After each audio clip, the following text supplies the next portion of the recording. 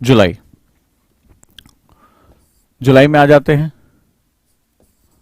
जुलाई के महीने में ये जो टाइम टेबल बता रहा हूं आपको बहुत फायदा करेगा। आगे चलकर जब किताबें बढ़नी शुरू होती तब समझ में नहीं आएगा, रोज यही क्वेश्चन पूछ, सर क्या पढ़ें क्या पढ़ें क्या पढ़ें। बहुत ज्यादा उसमें जो है आपको, अब इसके हिसाब से आप अपना टाइम टेबल बना सकते हैं। मुझे 3 घंटे का टाइम टेबल बनाना है, 4 घंटे बनाना है, 5 घंटे बनाना है, आप लगातार उसके हिसाब से अपना टाइम टेबल बना सकते हैं। अब जुलाई के महीने में इसमें अभी इकोनॉमी आपकी चल रही होगी, प्लस सोशल इश्यूज आप इन्वॉल्व करेंगे, सामाजिक मुद्दे जीएस पेपर 1 के लिए, राइट, इसको इन्वॉल्व कर लेंगे। Plus optional, plus newspaper,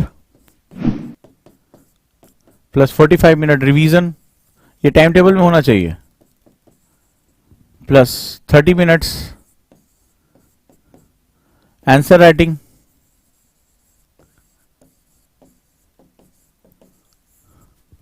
plus अब यहां एक मैगजीन और आएगी योजना के साथ साथ, 1 महीने की योजना प्लस 1 महीने की कुरुक्षेत्र की मैगजीन आती है, क्योंकि अब आप इकोनॉमी पढ़ रहे हैं तो इसमें आपको बहुत हेल्प होगी। जीएस पेपर 3 के लिए कुरुक्षेत्र आपको पढ़ना चाहिए जुलाई से।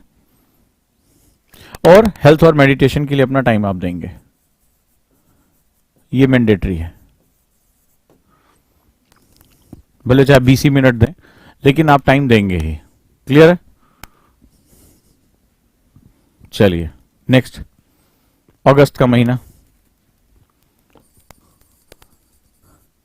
अगस्त में एथिक्स यानी जीएस पेपर 4 के लिए आप आ जाएंगे।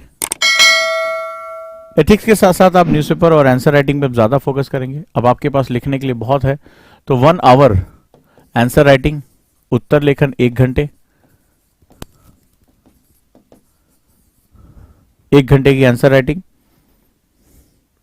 ऑप्शनल अब एंड आप करेंगे धीरे धीरे, ऑप्शनल प्लस 1 आवर अब रिवीजन के लिए निकालेंगे, क्योंकि अब बहुत कुछ आपके पास हो चुका है।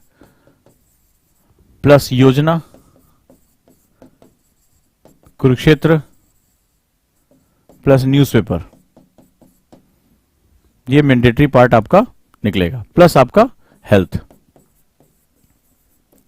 प्लस हेल्थ, स्वास्थ्य पे अपना ध्यान देंगे, मेडिटेशन करेंगे, राइट। इसके बाद आ जाएंगे अगले महीने में सितंबर। सितंबर के महीने तक ऑप्शनल का पार्ट बहुत छोटा कर देंगे, ऑप्शनल का रिवीजन करेंगे, और यहां पे एक सब्जेक्ट आएगा आपका जो है ethics plus science and tech plus newspaper plus revision 1 घंटे का, plus Yojana plus Kurukshetra, plus एक मैगजीन आती है साइंस रिपोर्टर, साइंस, ये भी गवर्नमेंट की सीएसआईआर की मैगजीन है, साइंस रिपोर्टर अपनी पढ़ाई में डाल देंगे, राइट। और अपने मेडिटेशन और एक्सरसाइज को फिक्स करके रखेंगे, राइट। प्लस आंसर राइटिंग 1 घंटे की होगी। इसमें बस जोड़ जाएगा नया कौन, साइंस रिपोर्टर, राइट। क्लियर है? नेक्स्ट वन, अक्टूबर। यहां पर हम साइंस एंड टेक को कैरी करके चलेंगे।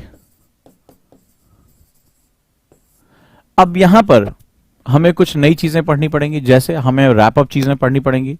अब हमारा जो आंसर राइटिंग है, अब आंसर राइटिंग 2 पार्ट में हो जाएगा। Answer writing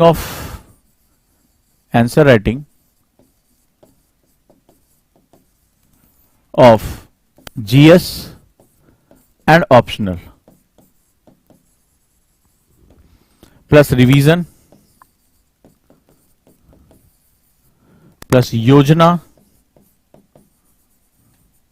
Kurukshetra plus science reporter plus PIB, एक और नया जुड़ जाएगा, प्रेस इंफॉर्मेशन ब्यूरो की रिपोर्ट्स या अदर कोई रिपोर्ट्स आपकी आई है, इसको करेंगे। प्लस हेल्थ आपकी और न्यूज़पेपर।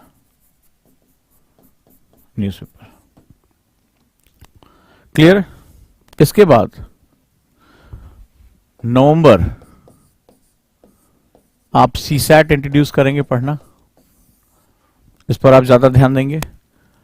प्लस आप छोटे छोटे पोर्शन जैसे डिजास्टर मैनेजमेंट या इंटरनल सिक्योरिटी, आंतरिक सुरक्षा का मुद्दा, प्लस न्यूज़पेपर रिवीजन, ये आप जो है वो करके रखेंगे, राइट। तो आप इसमें अपना समय देंगे, सीसैट के क्वेश्चन ज्यादा करेंगे।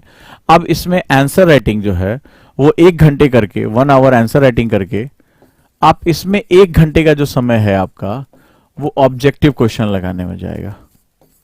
Objective question, right. ये ऑब्जेक्टिव क्वेश्चन आप लगाएंगे, या तो डिजास्टर मैनेजमेंट पढ़ेंगे या इंटरनल सिक्योरिटी पढ़ेंगे। और दिसंबर के महीने में सेम यही करेंगे, सीसैट, इन दोनों में से कोई भी एक सब्जेक्ट, इंटरनल सिक्योरिटी आपने मान लीजिए पढ़ा, 1 घंटे जो है 1 आवर आप आंसर राइटिंग करेंगे और 1 आवर ऑब्जेक्टिव, प्लस आप जो मैगजीन कैरी कर रहे थे वो मैगजीन कैरी करेंगे। तो इस तरह से पूरे साल आप इन सब्जेक्ट को बैलेंस करते हुए चलेंगे और आप अपनी तैयारी को अच्छे से कर पाएंगे। याद रखिएगा, रिवीजन के लिए आपको पर्याप्त समय देना है, रिवीजन के लिए आपको अच्छे तरीके से पढ़ाई करनी है। तो अगर आप ऐसा कर पाते हैं तो आपके लिए चीजें बहुत ही ज्यादा आसान हो जाती हैं और अच्छे से आप पढ़ाई कर पाते हैं। क्लियर है दोस्तों? तो ये टाइम टेबल फॉलो करिए, लेकिन इस टाइम टेबल को फॉलो करने के लिए मैंने आपको देखा कि आपने मेडिटेशन के पार्ट को और एक्सरसाइज के पार्ट को अपनी बॉडी में रखा, बहुत जरूरी है। रीजन क्या होता है एक्सरसाइज का, ये जान लो। जैसे जैसे आपने अंदाजा लगा लिया होगा इस टाइम टेबल का फायदा क्या है, क्या फायदा हमें यहां इसका मिलेगा, ये भी आप जान लीजिए। तो जब आप इसके फायदे के बारे में बात करेंगे तो इसका फायदा क्या है? फायदा ये है इसका कि सबसे बड़ी बात, जैसे मान लीजिए आप कभी भी पढ़ाई करने बैठते हैं, जरा ध्यान से समझिएगा, तो आप सबसे पहले पढ़े सर 8 घंटे पढ़ें या सर 6 घंटे पढ़ें, आप यही क्वेश्चन पूछते हो ना, ये वाले क्वेश्चन। अब हाउ डू ना, मेरी कैपेबिलिटी अलग है, तुम्हारी कैपेबिलिटी अलग है, किसी और की कैपेबिलिटी बिल्कुल अलग है। अब तुम्हें यहां पर क्या हुआ, इसका सबसे बड़ा फायदा आप ये देखिए, आपको रिक्वायरमेंट पता चल गई, यू गॉट द रिक्वायरमेंट कि एग्जैक्टली मुझे सिलेबस कितना कवर करना है। अब इस रिक्वायरमेंट के हिसाब से सबसे बड़ा फायदा देखो, नाउ कि मैं बिगिनर हूं तो मुझे ये चाहिए, मुझे इसी साल एग्जाम देना है तो मुझे दूसरा कुछ चाहिए, मेरा फंडामेंटल वीक है तो मुझे और ज्यादा टाइम देना पड़ेगा, नहीं मेरा बेस स्ट्रांग है, मुझे इस पर जो है वो कुछ नया करना है, तो मुझे उतना ज्यादा जो है वो मुझे हर चीज को जीरो से नहीं पढ़ना है। इसके हिसाब से आप अपने आवर्स को क्या कर लेंगे, चेंज कर लेंगे। This is the best thing. ये रिक्वायरमेंट जो होती है, मुझे जरूरत कितनी है अब आपको पता चल गया। पता चला आपने किसी से सुन के 8 घंटे का टाइम टेबल बना लिया और आपकी रिक्वायरमेंट तो 10 घंटे की है, आप पूरा ही नहीं कर पा रहे हो, या आपकी रिक्वायरमेंट 2 साल की है, आप इसको भी देख सकते हैं, भाई मैं 8 घंटे रोज नहीं निकाल पा रहा हूं, मैं केवल कॉलेज जाता हूं और केवल 4 घंटे निकाल पाता हूं, मैं गृहिणी हूं, मैं नौकरी करने जाता हूं, केवल 4 घंटे निकाल पाता हूं, तो मुझे इस 12 को 2 से मल्टीप्लाई कर देना होगा, यानी 2 साल का मुझे कॉन्सेप्ट लेके चलना होगा। और नहीं मेरे को कुछ नहीं है, मैं अच्छी मेरी हैबिट्स है, मैंने बेस मजबूत कर रखा है, मैं आराम से 8-10 घंटे बहुत आराम से पढ़ सकता हूं, तो उस हिसाब से आप अपने टाइम को मैनेज करेंगे। सवाल यह है कि हमें कितना टाइम लगाना है, ये हमारी रिक्वायरमेंट पे पता चलता है। तो जो टाइम टेबल मैंने आज बताया वो आपकी रिक्वायरमेंट को तय करता है कि रिक्वायरमेंट बेसिकली कितनी है, और वहां पर आप एक्चुअल बात कर पाएंगे। कोई गारंटी थोड़े ना कि आप 8 घंटे कुर्सी बैठे रहो तो आप सिलेक्शन हो जाएगा। तुम्हारी रिक्वायरमेंट अलग, तुमने कभी एनसीईआरटी नहीं पढ़ा, तुमने कभी बेसिक बुक्स नहीं पढ़ी, तो तुम्हें अलग तरीके से तैयारी करना पड़ेगा। मैंने बेसिक चीजों को पढ़ रखा है, मुझे अलग तरीके से तैयारी करना पड़ेगा। तो यहां जो तैयारी है वो आपकी व्यक्तिगत है। आपने किसी टॉपर का वीडियो देख लिया, आपने किसी जो है वो फोटो देख ली, अब आपके अंदर जो है गुरूर जग गया, आपके अंदर एक अलग ही जो है वो धूम मचाले चल रहा है। तो वहां पर क्या होता है, यहां पर वही बच्चे आगे चलकर परेशान हो जाते हैं, जब उन्हें समझ में नहीं आता कि मेरी रिक्वायरमेंट बेसिकली है क्या। तो आप एक इंडिविजुअल हैं, आप एग्जाम में अकेले बैठेंगे, आप किसी की फोटो वीडियो के साथ नहीं बैठेंगे, बात ध्यान रखिएगा। सो इस टाइम टेबल का जो सबसे बड़ा फायदा वो ये है। दूसरा मैंने क्यों बताया कि टाइम टेबल में मैंने हेल्थ और मेडिटेशन को कभी भी डिस्टर्ब नहीं किया। मेडिटेशन पे तो रोज हमारी बात होती है, हेल्थ पे बात कर लेते हैं। क्यों मैंने कहा एक्सरसाइज जरूरी है, समझ लो इसको। जब आप कुर्सी पर बैठ के, जब इतने घंटे आपको पढ़ना पड़ेगा, आप चेयर पे बैठोगे, अब जरा ध्यान से समझना कि क्या होगा आज से कुछ दिन बाद। होता क्या है, ठीक है, हमारे इस जो सर के नीचे, मस्तिष्क के नीचे, रीढ़ की हड्डी के ऊपरी हिस्से में, और यहां से लेकर हमारी एड़ियों तक एक मसल होती है जिसको हम लोग फेशिया मसल्स कहते हैं। This is known as fascia muscles. ये हमारी मसल्स होती हैं जिसको हम लोग फेशिया मसल्स कहते हैं। लंबे समय तक कुर्सी पर, आप जनरली चेयर पे बैठते हो तो आप ऐसे अपने कोहनी जो है उस पर लगाए और आप बैठे रहते हैं, मूवमेंट नहीं होती है।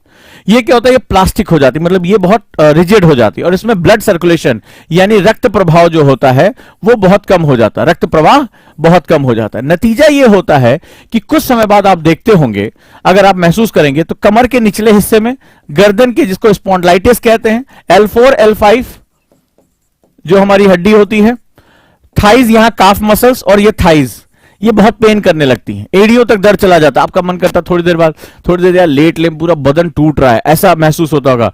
कई बार बहुत सुस्ती सी लगती होगी जब आप कुर्सी पर बैठते होगे। कई बार ये लगता होगा यार कुछ खिंचा खिंचा सा लग रहा है, और मन करता थोड़ी देर, आधे घंटे बैठे, चलो देर थोड़ी देर लेट लें। लेटने के बाद आप जब उल्टा लेटते हैं, यानी पेट के बल लेटते होंगे, तो अपनी थाइस को आप दबाते होंगे, तो आप क्या होगा, जैसे जैसे बिस्तर से वो थाइस दबती होगी, जितना ज्यादा दबती होगी उतना ज्यादा आपको आराम मिलता है। तो ये क्या है, ये सारी चीजें वही है कि आपकी बॉडी में जो ये मसल है वो बहुत ही रिजिड हो रही है। जब आप रेगुलर एक्सरसाइज करते हो तो ये मसल्स में जो है वो फ्लेक्सिबल बना रहता है, क्योंकि एक्सरसाइज करने से पहले आप स्ट्रेचिंग करते हो, आप ताड़ासन में स्ट्रेच करोगे, आगे की तरफ झुकोगे, पीछे की तरफ जो है उसको करोगे, तो ये मसल्स हमेशा स्ट्रेच होती रहती है।